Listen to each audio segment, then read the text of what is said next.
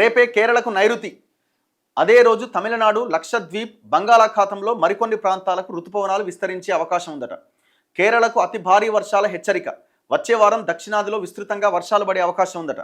ఎల్నినోపై రాష్ట్రాలను అప్రమత్తం చేసిన కేంద్రం నేడు రేపు తెలంగాణలో వానలు పడే ఛాన్స్ ఉందట. మొత్తం వడ్లన్నీ కొనేసిరా, ఇంకా మార్కెట్లో ఉన్నట్టుంది ధాన్యం. నైరుతి రుతుపవనాలు గురువారం కేరళలోకి ప్రవేశించబోతున్నాయి. అదే రోజు తమిళనాడు, లక్షద్వీప్లో పలు ప్రాంతాలు, అరేబియా సముద్రం, బంగాళాఖాతంలో మరికొన్ని ప్రాంతాలకు విస్తరించబోతున్నాయి. ఈ మేరకు భారత వాతావరణ శాఖ మంగళవారం ప్రకటించింది. కేరళ, లక్షద్వీప్లో గడిచిన 2-3 రోజులుగా వర్షాలు కురుస్తుండడం, కేరళకు ఆనుకొని అరేబియా సముద్రంలో ఉపరితల ఆవర్తనం ఆవరించడంతో రుతుపవనాల రాకకు అనుకూలంగా ఉందని తెలిపింది.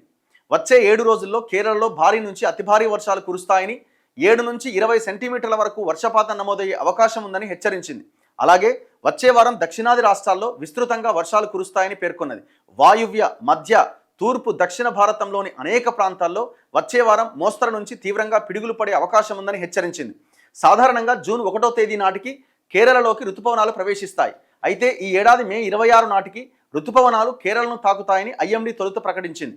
ఆ తర్వాత దాన్ని సవరించి మే 28వ తేదీ నుంచి జూన్ 3వ తేదీ మధ్యన రుతుపవనాలు రావడానికి అనుకూలమైన వాతావరణం ఉందని తెలిపింది.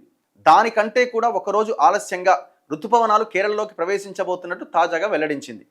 ఇటు బుధ, గురువారాల్లో తెలంగాణలోని కొన్ని జిల్లాల్లో తేలికపాటి నుంచి మోస్తరు వర్షాలు అక్కడక్కడా కురిసే అవకాశం ఉందని హైదరాబాద్ వాతావరణ కేంద్రం తెలిపింది.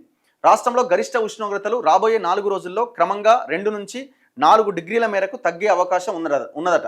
ఇక ఆదిలాబాద్, ఆసిఫాబాద్, మంచిర్యాల, పెద్దపల్లి, కరీంనగర్, జగిత్యాల, నిజామాబాద్, నిర్మల్, రాజన్న సిరిసిల్ల జిల్లాల్లో ఎండల తీవ్రత కొనసాగుతోంది.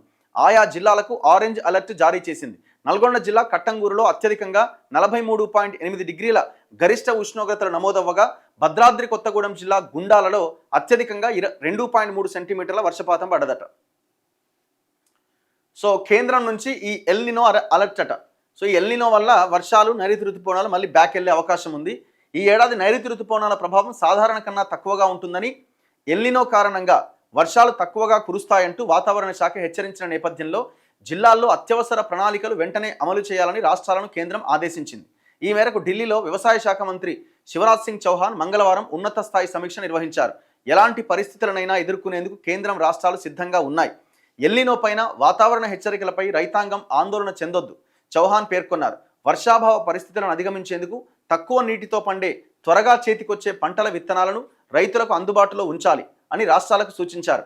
ఖరీఫ్లో వర్షాలు ఆలస్యమైతే ప్రత్యామ్నాయ పంటలు వేసేందుకు, అలాగే భూమిలోని తేమను కాపాడుకునేందుకు నీటి సంరక్షణ చర్యలు చేపట్టాలని, రిజర్వాయర్లలోని జలాలను పొదుపుగా వాడుకోవాలి అన్నారు.